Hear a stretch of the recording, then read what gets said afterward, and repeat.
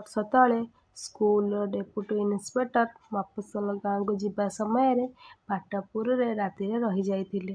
ଗ୍ରାମର କେତେକ ମୁଖିଆ ଲୋକ କୁହାବୋଲା କରିବାରୁ ଓଡ଼ିଆ ବିଭାଗରୁ ଇନ୍ସପେକ୍ଟର ବାବୁଙ୍କଠାରେ ରିପୋର୍ଟ କରି ଗୋଟିଏ ପ୍ରାଇମେରୀ ସ୍କୁଲ ବସାଇ ଦେଇଥିଲେ। ଶିକ୍ଷକଙ୍କ ଦରମା ମାସକୁ 4 ଟଙ୍କା। ଏହି 4 ଟଙ୍କା ସରକାର ଦିଅନ୍ତି। ଶିକ୍ଷକଟି କଟକ ନର୍ମାଲ ସ୍କୁଲରୁ ଅବଦାନ ବିଭାଗରୁ ଉତ୍ତୀର୍ଣ୍ଣ ଛାତ୍ର। ନାମ ବାସୁଦେବ। ନାଁଟି ଯେପରି, ଲୋକଟା ମଧ୍ୟ ସେହିପରି। ଗାଁ ମଝିରେ ଚାଲିଗଲେ ମୁଣ୍ଡ ଟେକି କାହାକୁ ଚାହେଁ ନାହିଁ। ବୟସ ବୋଧେ 20 ହେବ। ସୁନ୍ଦର ରୂପ, ଯେମିତି ଗୋଟିଏ ଚାଉଳରେ ଗଢ଼ା ଆଉ। କିନ୍ତୁ ବାସୁଦେବ ପିଲାକାଳରୁ ବାପା ମା ଛେଉଣ୍ଡ।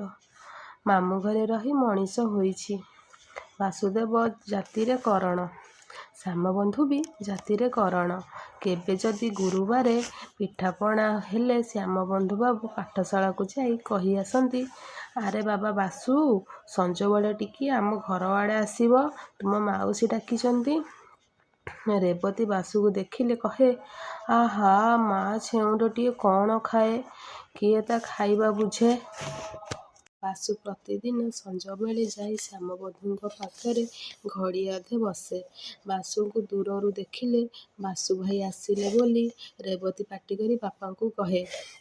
ରେବତୀ ସଞ୍ଜବେଳେ ବାପା ପାଖରେ ବସି ପ୍ରତିଦିନ ପଠିତ ପୁରାଣ ଭଜନଗୁଡ଼ିକ ବାସୁଙ୍କୁ ଶୁଣାଏ। ବାସୁକୁ ସେହି ଗୀତ ନୂଆ ପରି ଲାଗେ। ଦିନେ କଥା ପଡ଼ୁ ପଡ଼ୁ ଶ୍ୟାମବନ୍ଧୁ ଶୁଣିଲେ, କଟକରେ ଗୋଟିଏ ଝିଅ ସ୍କୁଲ ଅଛି। ସେଠାରେ ଝିଅମାନେ ପଢ଼ନ୍ତି, ଲୁଗା ବୁଣା ଶିଖନ୍ତି। ସେହି ଦିନଠାରୁ ରେବତୀକୁ ପାଠ ପଢ଼ାଇବାକୁ ଶ୍ୟାମବନ୍ଧୁଙ୍କ ମନରେ ହେଲା। ଆପଣା ମନର କଥା ବାସୁଦେବକୁ କହିଲେ।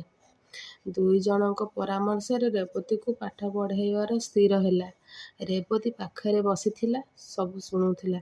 ଘର ଭିତରକୁ ଯାଇ ମା'ଙ୍କୁ କହିଲା, ଜେଜେମା'ଙ୍କୁ ବି କହିଲା, ମୁଁ ପାଠ ପଢ଼ିବି, ମୁଁ ପାଠ ପଢ଼ିବି, ଖବର ଦେଲା।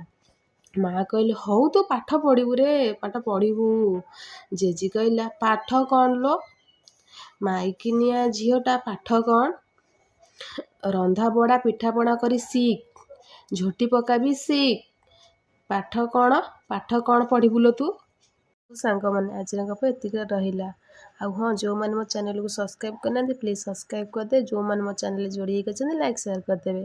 ଆଉ ହଁ, ମହାପ୍ରଭୁ ଜଗନ୍ନାଥ ଆପଣଙ୍କୁ ଭଲରେ ଖୁସିରେ ରଖନ୍ତୁ। ରହିଲି, ଜୟ ଜଗନ୍ନାଥ।